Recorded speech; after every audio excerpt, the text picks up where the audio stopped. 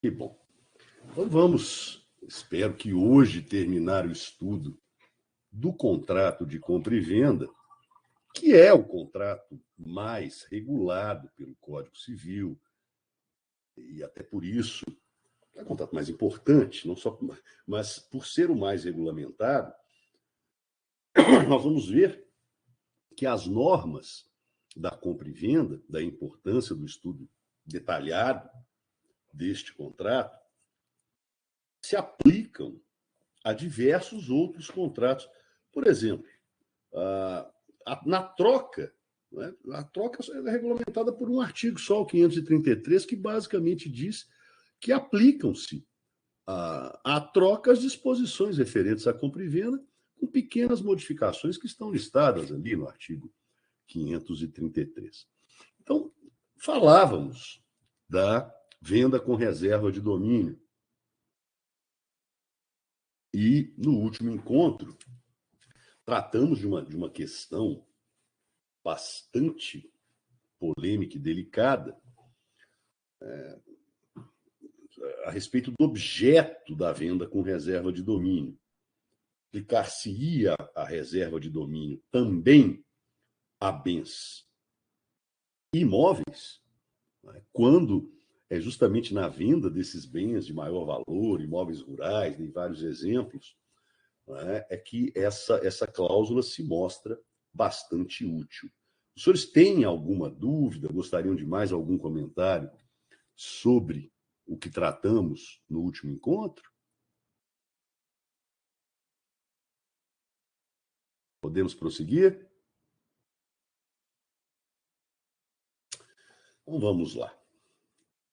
Veja, então, na venda com reserva de domínio, o alienante se reserva a propriedade do bem, seja móvel ou imóvel, a meu ver, assim, de Caio Mário, do Venosa, só que transfere a posse deste bem ao adquirente. Então, se os senhores adquirem um veículo com cláusula de reserva de domínio de uma concessionária de veículos, a concessionária é a proprietária, mas a posse é transferida aos senhores, os senhores vão pagar a prazo. Quando os senhores terminarem de pagar o veículo, os senhores adquirem a propriedade. Mas aí como é que fica a questão dos riscos? Lembram-se que a regra básica a respeito dos riscos é que a coisa perece para, respect dominus, a coisa perece para o proprietário.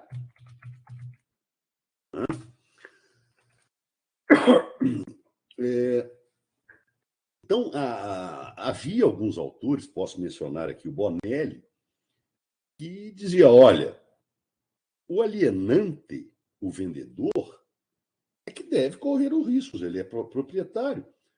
Mas a maior parte da doutrina, já há muito tempo, entende, poxa, mas houve a entrega do bem, seja ele móvel ou imóvel. Né? Então, o comprador está na posse. Nada mais justo do que se transferir a responsabilidade pelos riscos ao adquirente. Afinal de contas, no exemplo aí da compra do veículo com reserva de domínio, os senhores é que estão dirigindo o veículo. Né? Então, se os senhores se acidentarem, né, ou se cair um raio, assim, aqui em Uberlândia, raio, não sei se é tão comum, mas tem havido muitas chuvas torrenciais e os carros são levados pela enxurrada das águas de chuva. Isso tem acontecido com frequência. Então, nesse exemplo, o carro dos senhores, os senhores estão na posse do veículo, a concessionária é a proprietária. Tem uma chuva como as que vem acontecendo ultimamente em Uberlândia, né? O carro dos senhores fica todo molhado, bate no poste, bate outro veículo. Quem vai ser responsável pelos riscos? essa matéria era mais discutida, era mais controvertida sob a vigência do Código Civil de 16. No Código Civil de 2002, o artigo 524 ele é bastante claro ao transferir os riscos ao adquirente. Né? Diz a norma que a transferência da propriedade ao comprador se dá no momento. Não. É o artigo. Sim, é o 524, segunda parte. Então, a propriedade se transfere quando o preço estiver pago. Todavia, pelos riscos da coisa entregue, pelos riscos da coisa que já foi entregue, né, responde o comprador. Então, a regra que se aplica na venda com reserva de domínio é a regra res per emptoris. Né? A coisa perece para o comprador, para o adquirente. E é o correto, a meu ver, isso vale tanto para bens móveis quanto para bens imóveis. Imóveis, perecer. Tem mais sentido em relação realmente a bens móveis. Uma outra questão a respeito. Tudo bem até isso? Eu peço que os senhores forem manifestar a dúvida, façam a gentileza de fazer por áudio, que eu não fico toda hora atento aí ao bate-papo, uma letrinha pequena. Uma outra... Professor, Pois não? Pois não? então é certo falar que com o 524 é uma exceção à regra de que a coisa perece para o dono. Sim.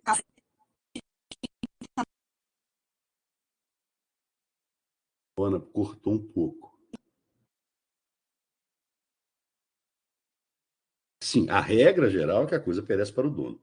Na venda com reserva de domínio, a coisa perece para o adquirente, que ainda não se tornou dono.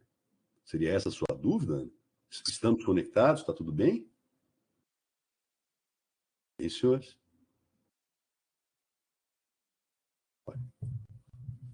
Acho que ela, professor, acho que ela caiu. Mas os demais colegas estão me ouvindo? Sim, então, estamos ouvindo. Qualquer coisa depois a Ana me liga e eu esclareço melhor a dúvida dela.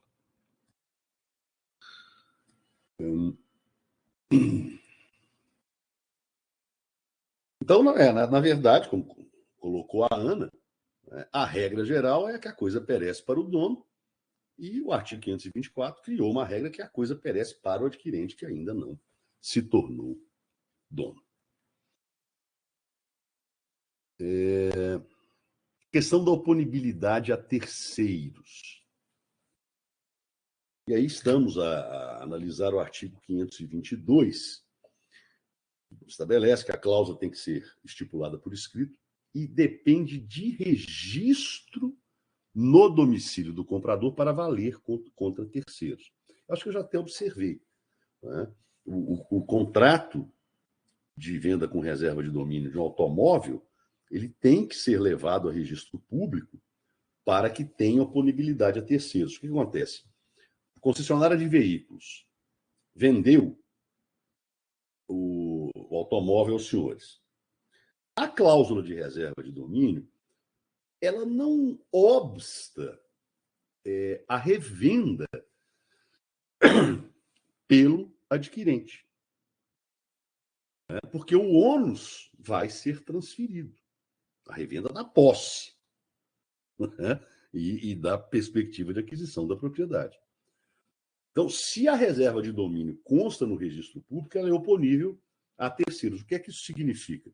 Significa que o alienante, que ainda é dono, pode reaver a posse tanto do comprador imediato quanto do terceiro para o qual o bem foi revendido.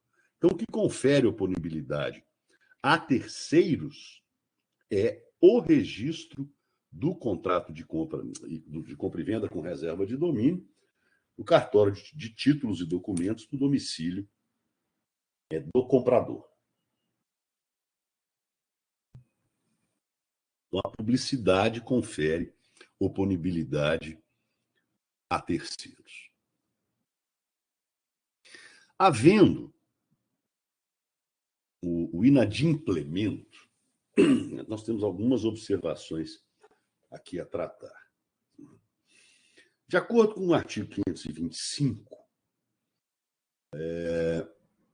a mora, em caso de inadimplemento de uma venda com reserva de domínio, depende ou do protesto do título ou de interpelação judicial. Então, a mora aí é ex persone. Mas uma observação. O que é uma interpelação judicial, senhores? Nada mais é do que, e me desculpem aqui a franqueza...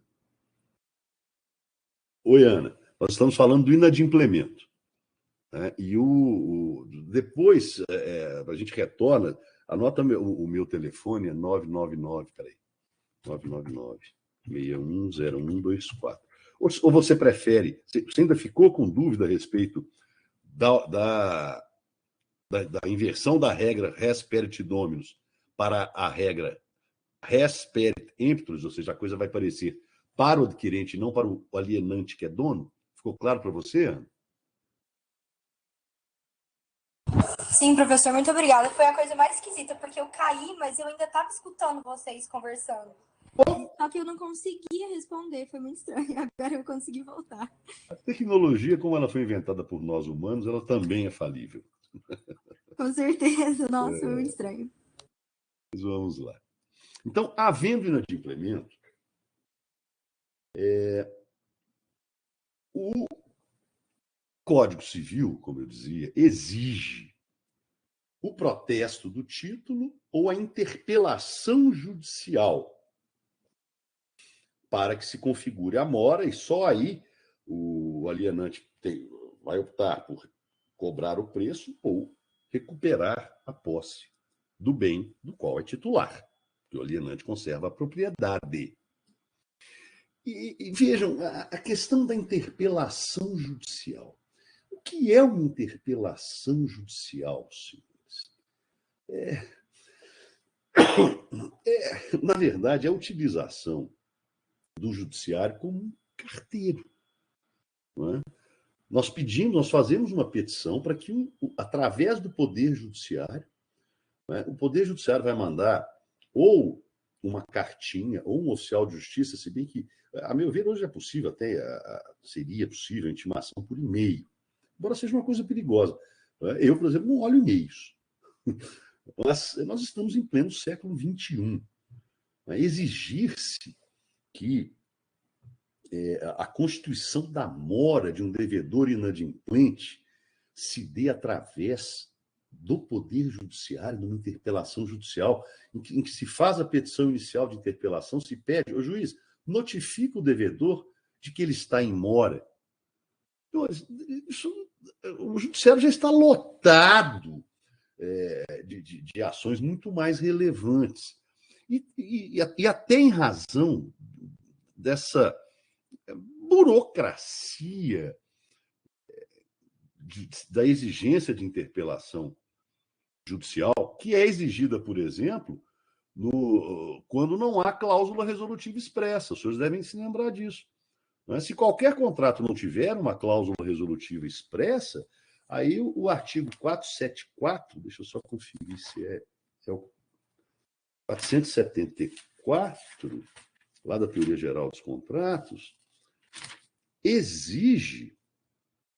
É o 474 também. Né? A cláusula resolutiva expressa opera de pleno direito. A tácita depende de interpelação judicial. Então, notem, se um contrato não tem cláusula resolutiva expressa, e muitos contratos não têm, eu já tive que fazer interpelações judiciais que demoraram anos, porque às vezes tem vários devedores, um devedor de difícil intimação. Então, qual o sentido de, em pleno século XXI, se exigir a interpelação judicial para que se opere a resolução de um contrato para que se constitua em mora um devedor inadimplente, é muito burocrático. No tempo do Código Civil de 16, todo mundo andava de carroça, tudo bem. Mas no século XXI não tem muito sentido. Quando eu leciono Teoria Geral dos Contratos, eu critico muito a necessidade da interpelação judicial. E até por isso, senhores, eu devo notar que um julgado recente do Superior Tribunal de Justiça, relativo à venda com reserva de domínio, admitiu que a mora possa ser comprovada por uma notificação extrajudicial enviada pelo cartório de títulos e documentos. Inclusive, é um processo que começou aqui em Minas Gerais. Quem quiser dar uma olhada, é o recurso especial 1.629.000. Foi relatado pela ministra Nancy Andrighi, agora, em 2017. E na ementa se vê que é uma forma, isso é uma sadia desjudicialização, né, de medidas que não precisam da participação do Poder Judiciário, simplesmente para se constituir um devedor in mora. Mas é mais fácil até protestar, porque o protesto aqui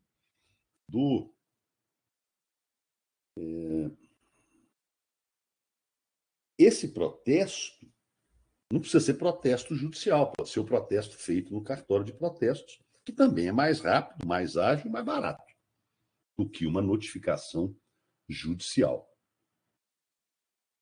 Então, seja por eu por segurança, como é um julgado do Superior Tribunal de Justiça e não é uma súmula, eu continuo recomendando a clientes que façam pelo menos o protesto, né, que é muito mais ágil do que a morosa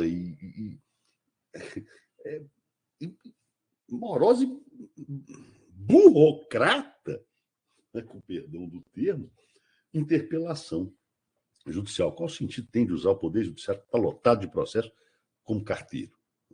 Não tem o menor sentido. E, havendo o inadimplemento, constituída a mora, né, cabe, faculta-se o devedor ou cobrar o preço, ou, isso era regulado no artigo 1070 do Código de Processo Civil de 73, e no artigo 1071, quer dizer, cobrar o preço estava no artigo 1070 do CPC de 73.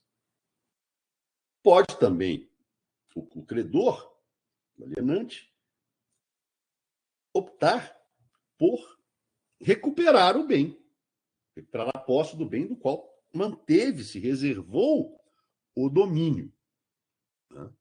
E, de acordo com o Código de Processo Civil de 73, a ação cabível no artigo 1071 era uma ação de apreensão e depósito da coisa vendida. Acontece, senhores, que o Código de Processo Civil de 2015 não mais regula esse rito especial aí de apreensão e depósito da coisa vendida com reserva de domínio. Aí, senhores, qual seria a ação cabível na hipótese do alienante querer recuperar a posse do bem vendido com reserva de domínio? Senhores, eu consultei, obviamente, alguns processualistas, como vou citar aqui o Fred Didier Júnior, que entende que a ação cabível seria uma ação de procedimento comum e com uma postulação de alguma forma de tutela provisória para a recuperação da posse. Mas é também defensável o manejo de uma ação de reintegração de posse, né, sujeita a liminar, né, porque a ação de reintegração de posse a liminar é de mais fácil concessão, porque os requisitos estão lá nos artigos 554 seguintes do Código de Processo Civil de 2015. Eu já tive a oportunidade de manejar a ação de reintegração de posse de bem vendido com reserva de domínio. Mas há uma controvérsia. E o Superior Tribunal de Justiça já teve um ensejo de entender que seria cabível a ação de procedimento comum, com pedido de antecipação de tutela, ou também a reintegração de posse. Então, a matéria não é pacífica. Né? Para quem quiser dar uma olhada, no Superior Tribunal de Justiça, eu posso invocar aqui o recurso especial 1056-837. Tem julgados também de tribunais estaduais nesse sentido. Mas houve um julgado agora de 2017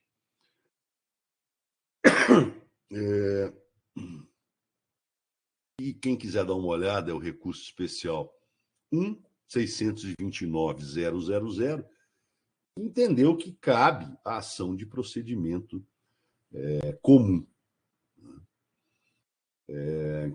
Então, entra-se com uma ação de procedimento comum que se postula a resolução do contrato e a apreensão, uma tutela provisória possessória para a recuperação da posse do bem vendido. Então, o tema não é pacífico nem na doutrina, nem na jurisprudência.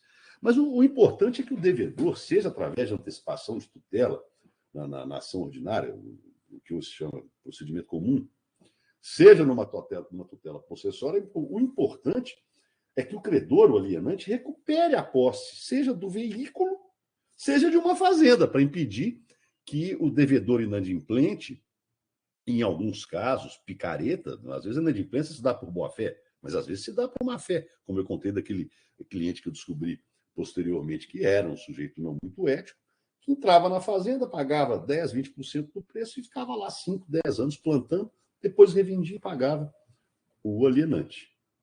As pessoas devem se lembrar. Pois não? Boa noite. Boa noite. Eu entendi que, no caso da inadimplência, você pode ou fazer a interpelação judicial, se não tiver a cláusula resolutiva expressa, ou fazer o protesto, certo? Você está falando em relação ao 474, ou a venda que é geral para todos os contratos, ou em relação aqui à venda com reserva de domínio? Deixa eu entender melhor seu questionamento. É em relação à venda com reserva de domínio, mas a minha pergunta, na verdade, desculpa a ignorância, eu vou pedindo desculpa logo de cara. Mas é porque eu não sei o que é o protesto. Ah, sim. Veja, o protesto é feito num cartório de registro de protestos. Não é? O credor apresenta um título, seja ele hoje em dia um contrato, até 97 só podiam ser protestados títulos de crédito, então, mas hoje qualquer título de dívida pode ser protestado. Então, o credor deve apresentar o contrato ao tabelionato de protestos, isso chama apontamento. Aí o tabelião de protestos notifica o devedor, olha, você está inadimplente. Se você não pagar em 3 dias, vai ser feito o protesto do título para comprovar a mora, para gerar restrição creditícia. Né? Então, o protesto tem várias funções. Enlamear o devedor, quer dizer, colocar o nome do devedor em cadastros restritivos de crédito. Especificamente aqui, na venda com reserva de domínio, é comprovar a mora. Então, só que é um procedimento muito mais rápido. Não é? O cartório de protesto manda uma pessoa, vai atrás do devedor, notifica. Se o devedor tiver sumido, coloca no jornal, notifica por edital, e em 5, 6 dias o devedor, se ele não pagar, está protestado. Agora, eu já tive interpelações judiciais, eu tenho uma interpelação judicial que está em curso há mais de 3 anos. Né? Então, o judiciário é abarrotado de processos. Não sei se eu respondi a sua pergunta, Jéssica. Professor, eu acho que você respondeu sim, porque eu entendi que a interpelação judicial era, como você falou, funciona como se fosse uma cartinha, né? Uhum. Que o judiciário está mandando, que é um procedimento muito demorado. E o protesto, então, vai ser feito direto no cartório, né? Isso. Ah, sim, agora eu entendi, era isso. Tá certo. Não, foi muito boa a sua intervenção. E não pede desculpa. Gente, ter dúvidas, eu estou numa universidade justamente para a gente fazer ciência.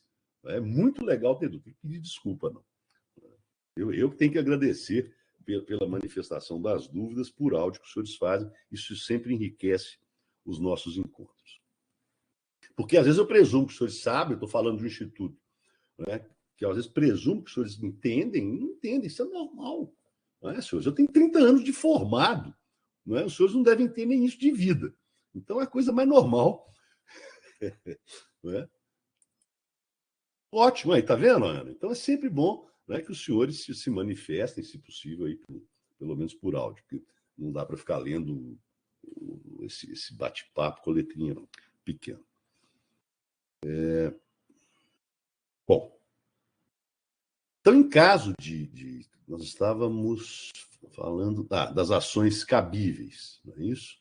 Então, há essa controvérsia, né, tanto doutrinária quanto jurisprudencial, se a ação cabível é possessória ou se é pelo procedimento comum com pedido de antecipação de tutela. Mas o importante é que é facultado ao alienante credor proprietário a recuperação da posse. E não é muito melhor para o alienante, não é? Cujo adquirente está inadimplente, o adquirente pagou só 10% do preço da fazenda. Ele vai lá, toma a posse, vai discutir com a posse da fazenda plantando. É muito melhor do que discutir com o adquirente na posse da fazenda plantando e o alienante furioso da vida, não é? Porque vendeu, não recebeu, e o adquirente está há 10 anos plantando na sua fazenda. Por isso que acho que eu cheguei a projetar um contrato aos senhores. E, aliás, eu estou me lembrando, acho que eu esqueci de enviar no e-mail. E eu não mandei também as questões para os senhores fazerem o último trabalho. Mas daqui a pouquinho a gente discute o que nós vamos fazer a respeito aí da última avaliação. Então, sobre as ações cabíveis, é o que eu teria para observar, e sobre a venda com reserva de domínio. Os senhores têm mais alguma dúvida? Gostariam de mais algum comentário, aprofundamento? Podemos prosseguir? Podemos, professor. Então, vamos lá. E é o último tema, ou o último pacto adjeto, a última cláusula especial da compra e venda, e vamos finalizar. Que bom, conseguimos finalizar o contrato de compra e venda. É a venda sobre documentos. Tem 2 casos muito interessantes, que eu posso até passar aos senhores, que tem a ver com venda sobre documentos. Mas primeiro eu vou explicar o que é a venda sobre documentos, está nos artigos 529 a 532 do Código Civil atual. Mas a venda sobre documentos ela já era regulada, senhores, no Código Comercial de 1850, e a venda sobre documentos ela é muito utilizada tanto no comércio interno quanto no comércio internacional. Vou começar dando exemplo aqui do comércio interno. Basicamente, de acordo com o artigo 529, na venda sobre documentos, a tradição efetiva entrega da coisa, do bem alienado, é substituída pela entrega de um título que representa esse bem. O que é isso? Então, normalmente, a venda sobre documentos se dá em bens que estão, por exemplo, depositados em armazéns gerais, que estão em trânsito, ou que estão aguardando desembaraço aduaneiro, porque quando se vai exportar qualquer mercadoria, tem que chegar no porto e fazer um desembaraço aduaneiro, que demora. pagar os tributos, fazer o desembaraço aduaneiro, verificar se está tudo bem com a carga, né? E às vezes a mercadoria demora, sei lá, 2, 3 dias no porto, até ser embarcado no navio para ser exportado. Mas primeiro vamos falar do comércio interno. Um exemplo clássico é o produtor rural produz algumas toneladas de soja. Ele coloca isso, na verdade, o produtor rural, ele não coloca essas toneladas de soja que ele produziu em caminhões e sai vendendo, batendo de porta em porta. Seria meio impensável, né? O produtor rural pega a soja, o café, a lógica é a mesma. No caso que eu tenho interessante é sobre café. Pega os grãos que produziu, né, e deposita num armazém geral. Tem vários armazéns gerais, tem armazéns gerais que são até do estado de Minas Gerais, a Casengue, mas há armazéns gerais privados. Então a mercadoria fica lá, os grãos de café, de soja, milho, pouco importa. Ficam lá armazenados nos silos, né? E aí, senhores, o armazém geral emite um título de crédito que se chama conhecimento de depósito, tem warrant, que é a garantia. E esse título é representativo dos grãos que estão lá depositados no armazém geral. Também chamado de trapiche, legislação que regula os armazéns gerais de 1903. Bom, então, aí, senhores, o produtor rural vai vender tantas sacas de soja ou tantas sacas de café, né, e vai entregar o título representativo do café. O adquirente paga, vai lá no armazém geral e retira o café ou retira a soja.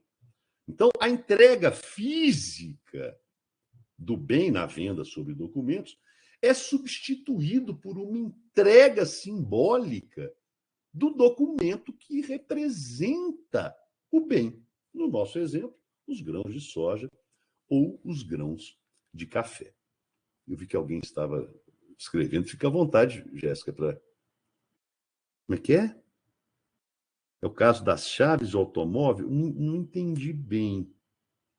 É porque quando você compra o automóvel, tem a entrega das chaves, que é como se fosse a entrega do bem, como uma entrega simbólica, não é? Não.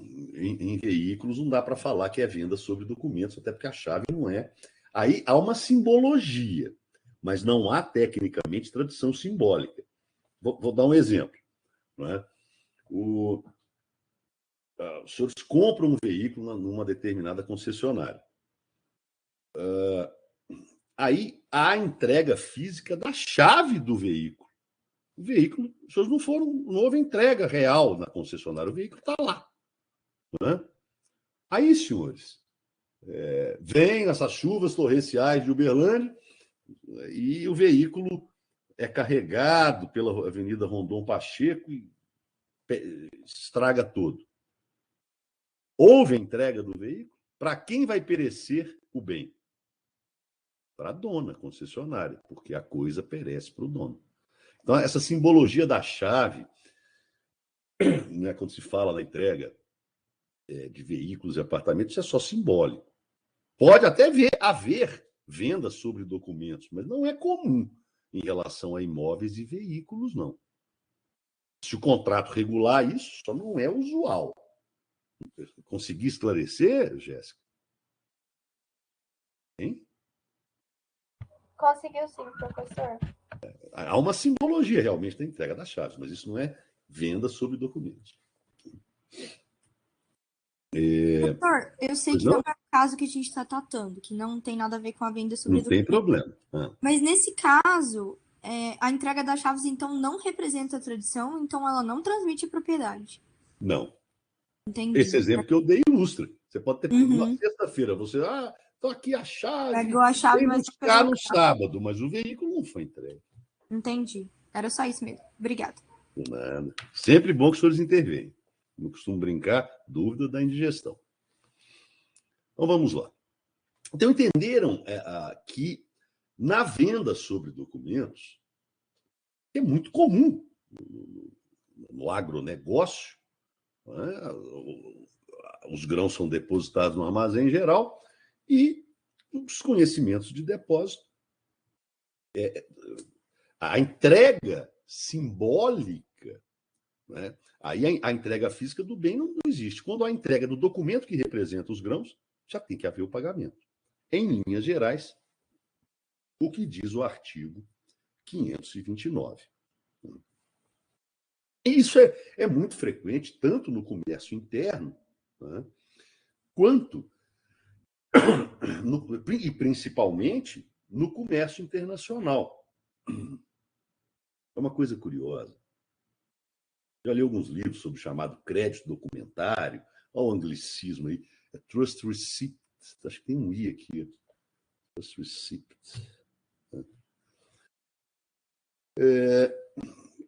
Antes do telégrafo, estou falando aí de, não me lembro quando foi inventado o telégrafo, como é que funcionava, senhores, uma operação de importação?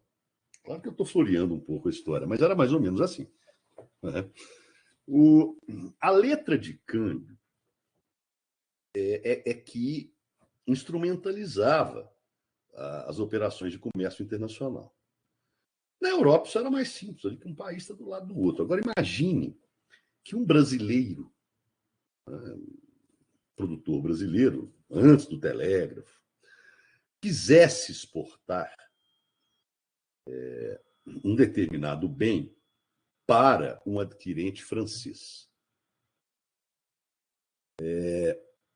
Notem, o receio do alienante, do exportador brasileiro, poxa, se eu vou embarcar a carga, corro o risco de não receber o pagamento. O risco do importador francês é o contrário. Se eu fizer o pagamento, eu posso não receber a mercadoria. Vem lá do Brasil, vai ficar meses no mar. Então, senhores, aqui eu estou floreando um pouquinho, mas era mais ou menos isso. O exportador brasileiro dizia, olha, eu vou embarcar a mercadoria no navio. Mas ele já tinha uma pessoa que emitiu uma letra de câmbio, então, quer dizer, florear, já tinha ido antes, e isso acontecia, viu? O exportador brasileiro falava, vou vender tantos quilos de café, antes do telégrafo. Dias antes, ele emitiu uma letra de câmbio, dava uma ordem de pagamento ao importador francês em seu próprio benefício. Antes já ia um emissário dele no navio, alguns dias antes, chegava e... Agora, eu fico imaginando como é que esse pessoal se comunicava. Eu tenho até curiosidade de ler mais livros de história, porque, vejam, o exportador brasileiro mandou um emissário levar uma letra de câmbio, vai embarcar o café. Existia telégrafo, senhores. Muito menos internet, muito menos e-mail, telefone, não tinha nada. Então, ele tinha que confiar muito. Era correspondência para o emissário, mandar alguém de navio. Então, ele tinha que confiar muito antes de embarcar a carga. Por isso que a confiança nas relações mercantis... Vamos citar o exemplo aqui do Barão de Mauá. Naquela época, em 1850, por ali, ele conseguiu, senhores, captar recursos na Bolsa de Londres. Mas ele viajava muito. Ele começou como caixeiro viajante de um empresário inglês, no Carruter, não sei se era inglês ou escocês, agora estou em dúvida. Então, envolvia muita confiança. Agora, senhores, com essas invenções, com o telégrafo, ficou tudo muito mais fácil. A lógica é a mesma. O exportador continua com o risco de não receber, de não receber o dinheiro, o preço, e o importador continua também com receio de não receber a mercadoria. Mas vejam como que isso tudo é feito de forma simples. Veio telégrafo, veio internet. Essa mesma lógica a lógica da operação continua a mesma. Mas se há um banco, né, e aí entra essa noção de crédito documentário, o recebimento em confiança pelo trustee, né, vejam, o exportador pensa assim, pô, eu vou embarcar minhas mercadorias caras, esse café que eu levei, não sei quantos meses demora para produzir café, eu vou embarcar, mas eu quero ter segurança que o dinheiro já foi transferido. Aí notem, como é que funciona isso? Os bancos hoje fazem tudo por telégrafo, hoje é por internet. A lógica é a mesma. O exportador fala, olha, eu vou embarcar a mercadoria, mas o importador deposita o dinheiro num banco, esse banco aí francês que tem convênio com o banco brasileiro vai confirmar que o dinheiro está depositado, né? Aí eu embarco a mercadoria. Embarquei a mercadoria, se for free on board, livre a bordo, já tem que transferir o dinheiro aqui para o meu banco aqui brasileiro, que é o Banco do Brasil. E hoje isso é tudo instantâneo. Né? Hoje, inclusive com assinatura eletrônica. A revolução que a assinatura eletrônica fez no mundo, que a internet, que o telégrafo, né? Que a evolução, vamos dizer, científico-empresarial trouxe para todos nós, né? O mundo hoje é muito mais ágil, às vezes até ágil demais. Eu tenho notado que todos nós andamos muito ansiosos. Mas, claro, que a vida melhorou demais, na maioria dos aspectos. Né? Longevidade, saúde, vacina, anestesia, possibilidade de viajar de avião, tem que ficar meses num navio, né? Como no início do capitalismo mercantil, as pessoas pegavam escorbuto por falta de vitamina C, até que um marinheiro, eu lembrava o nome desse marinheiro, talvez eu estou meio cansado, a mudança cansa. Hoje fomos pregar quadros na minha sala, tomou 3 horas, eu sem trabalhar, e vou ficando frustrado. Mas está finalizando. Mas houve um explorador inglês muito famoso que falou, olha, então nós vamos levar cítricos, levar laranja, levar vitamina C para os navegadores pararem. Não é livre demais, Jéssica. Mas agora eu comecei a organizar. Mais uma semana eu consigo organizar. Vocês não têm noção do tanto de livro que eu tenho. Biblioteca, até organizar, separar, direito civil, processo civil, direito empresarial. Nossa, pá. O escritório novo é na rua... Aí. É perto ali onde tem o restaurante Quero Carne, Alameda, atrás da cachaçaria Água Doce. A primeira paralela, ai meu Deus, acho que chama, não sei o nome ainda, é Maria Machado Moreira, isso mesmo, Rua Maria Machado Moreira, 40, esquina com uma outra, que eu, a cada esquina, eu não decorei o nome da outra rua, né? Mas é um lugar maravilhoso, uma casa toda plana, muito ampla, menos trânsito, o lugar é fã, para mim é o melhor lugar de Uberlândia. Hoje em dia, né, para se ter um escritório de advocacia num local sossegado. Vai ser um prazer recebê-los lá. Né? Já teve... mas quem teve foi no escritório antigo, foi o Calil. O Calil é dessa turma ou é da outra? Não, o Calil é... Aqui quem teve foi o Mário, mas no escritório antigo, ele também não esteve no escritório. Não. Vai ser sempre um prazer recebê-lo. Tem uma mesinha para aluno estudar, pesquisar, fazer monografia. Né, que já ficam do lado das bibliotecas. Né? Eu tive que ocupar 2 salas com a biblioteca, então é sempre um prazer receber alunos lá, não só orientandos, né? Mas também aluno que queira fazer pesquisas. Às vezes orientandos também do Gustavo Velasco vão lá fazer pesquisa, é sempre um prazer. Que bom, Jéssica, vai ser sempre um prazer. Bom, então, senhor, já que estamos a falar de livros, veja um trabalho. Tem 3 semanas que eu estou nesse negócio, empacota livro físico, limpa livro físico, agora vai organizar livro físico. Eu comecei a me adaptar muito bem ao livro eletrônico, né? Porque você não ocupa espaço, não acumula poeira, não pesa 1 tonelada. Né? Claro que ainda tem, às vezes, o prazer de alguns livros eu tenho dificuldade. Os livros do dia a dia, eu ainda prefiro o físico. Mas eu de um tempo para cá, já tenho comprado muito livro eletrônico. Eu hoje transito bem com os dois. Não tenho aquele. Já tive preconceito há uns 4, 5 anos atrás, agora eu me vendi. Você compra com um clique, já está disponível imediatamente, é mais barato.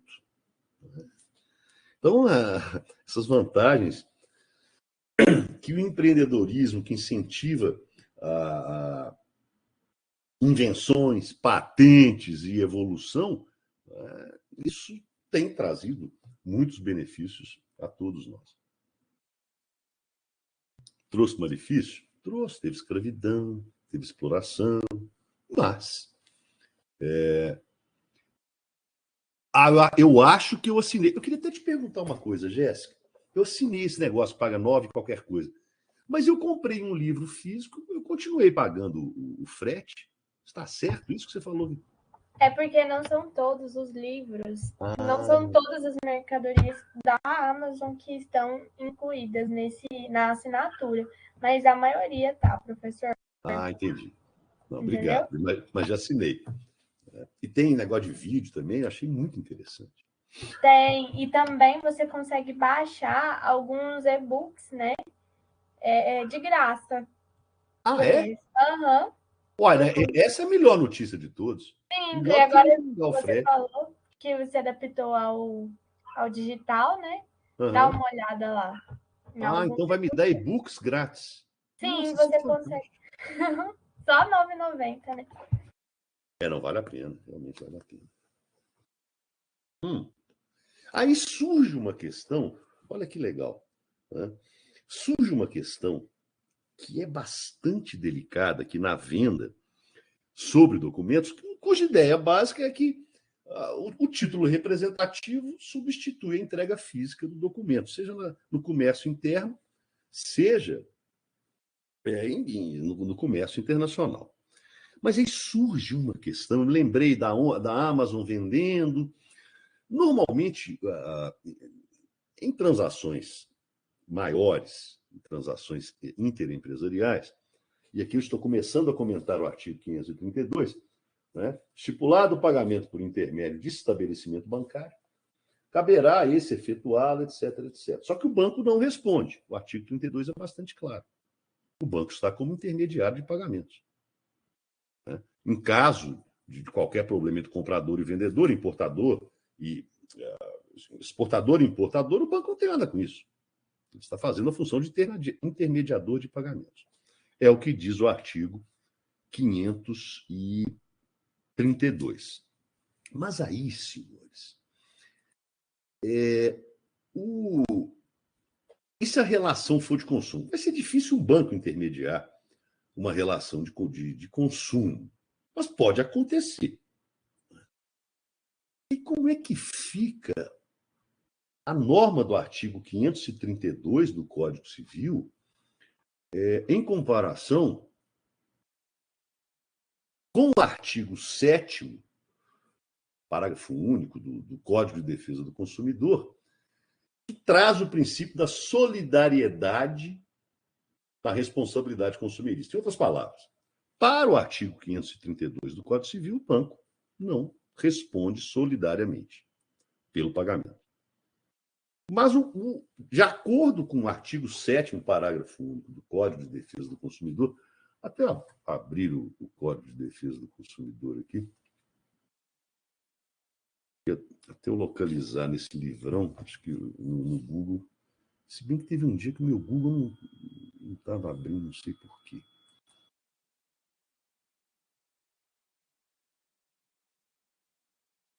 Não, eu tenho que colocar isso. Acho que agora vocês estão vendo isso. Mas vinha aquela letrinha pequenininha. Meu Deus, CDC, não. Professor, aperta Ctrl e mais que aumenta a tela e aumenta Ctrl a letra. mais? Isso. Vou tentar. Aqui, ó. Peraí. Ctrl mais.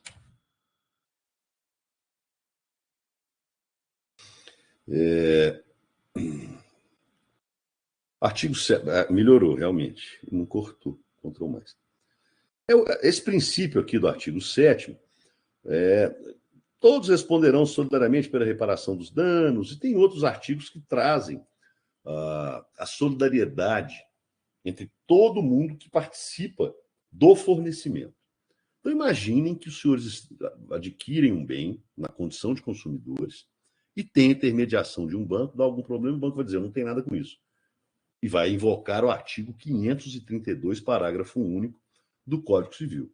Os senhores vão invocar esse princípio aí da solidariedade dos fornecedores na relação de consumo.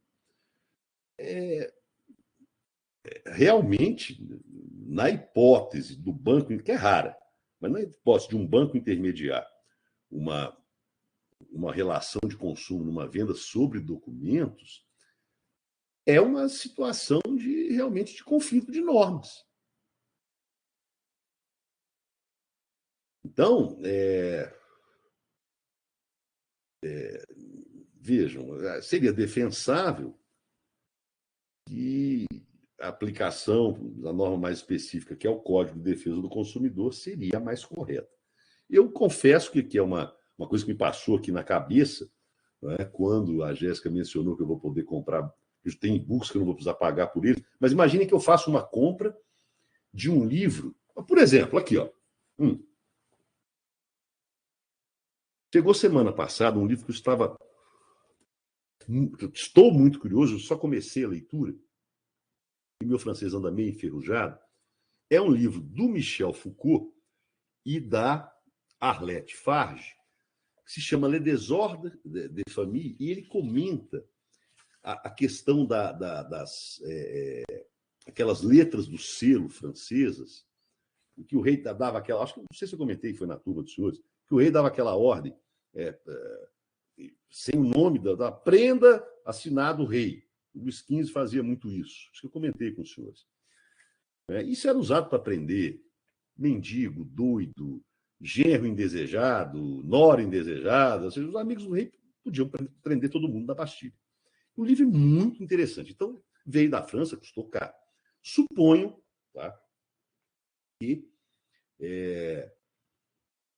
por algum motivo, além do fornecedor, que deve ser essa livraria Folio Story, mas veio através da Amazon. Aí houve um problema, esse livro chegou cheio de traças. Exemplo de professor, tem hora que é meio bobo, né? Mas, bom, um livro interessante. Mas podia estar vindo cheio de traças. Ou com as figuras todas danificadas. Eu vi que tem umas figuras muito interessantes aqui. Só comecei a ler. A Amazon vai responder solidariamente com a livraria Folio Story. Mas o banco participou de alguma forma, intermediário. Suponho que tenha sido feito um crédito documentário para comprar um livro. É uma hipótese meio maluca. Então, vejam, se eu comprei esse livro, eu sou um livreiro, vem uma carga de livro, o banco vai invocar o 532, que a relação não foi de consumo.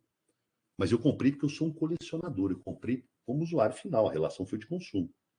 Então, seria invocável a responsabilidade solidária também pelo banco nessa operação de crédito documentário de um livro raro. Senhores, quem que me falou isso?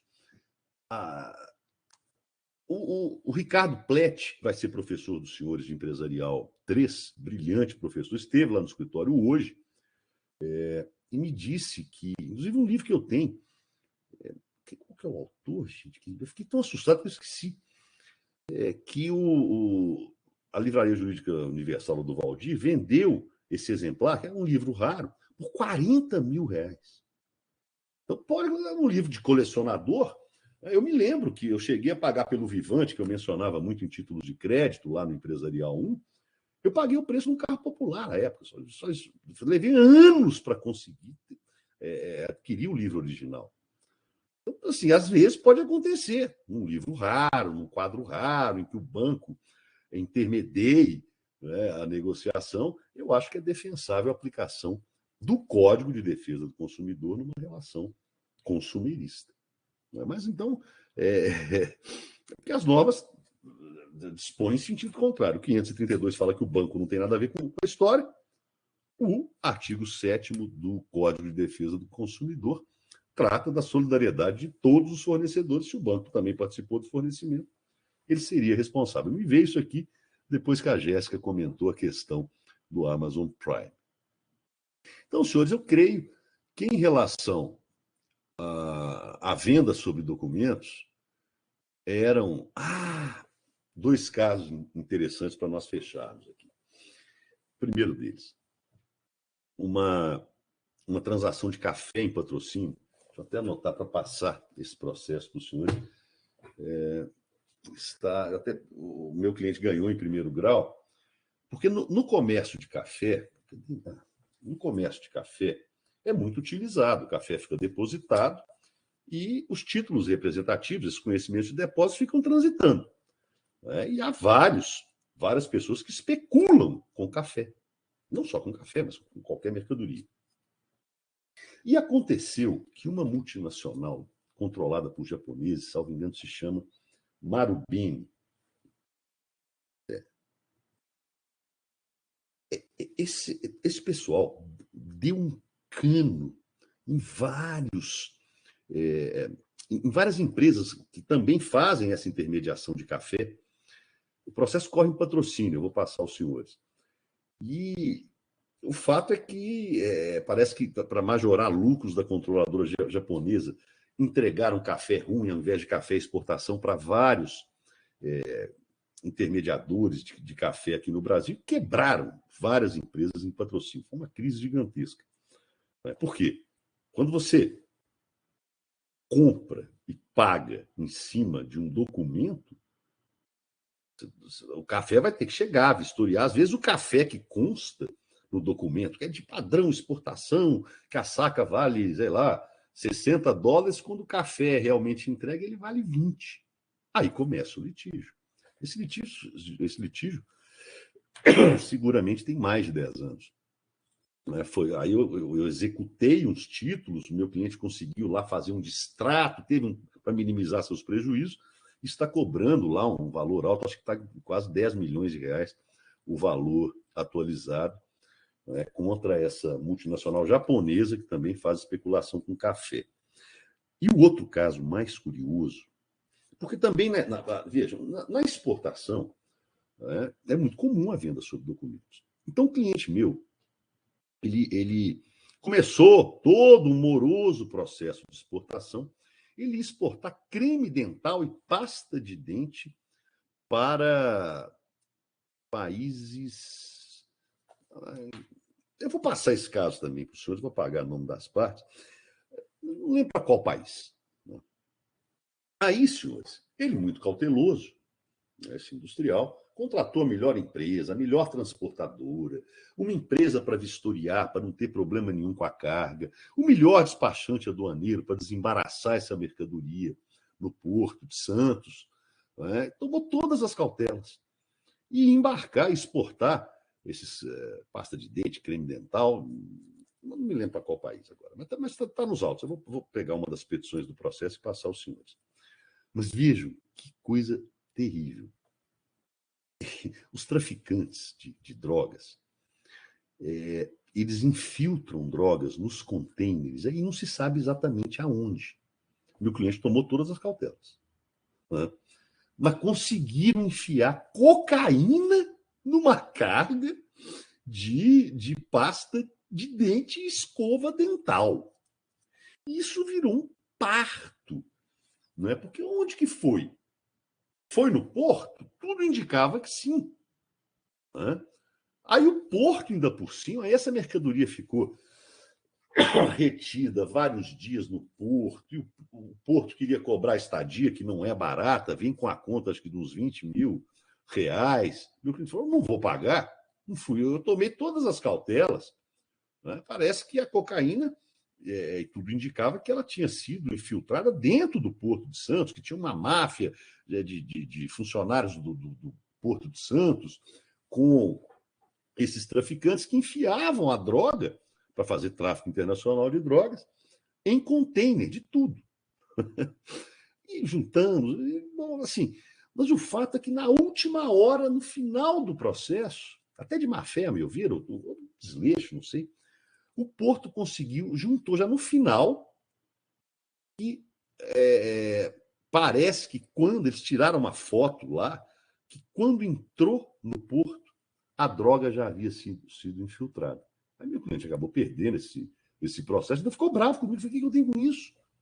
A informação que você me passou é que tinha sido dentro do Porto que a droga havia sido infiltrada. Depois do final já do processo, no último documento antes da sentença, o Porto comprova, através de fotografia, scanner do container, que a cocaína já estava lá quando ingressou.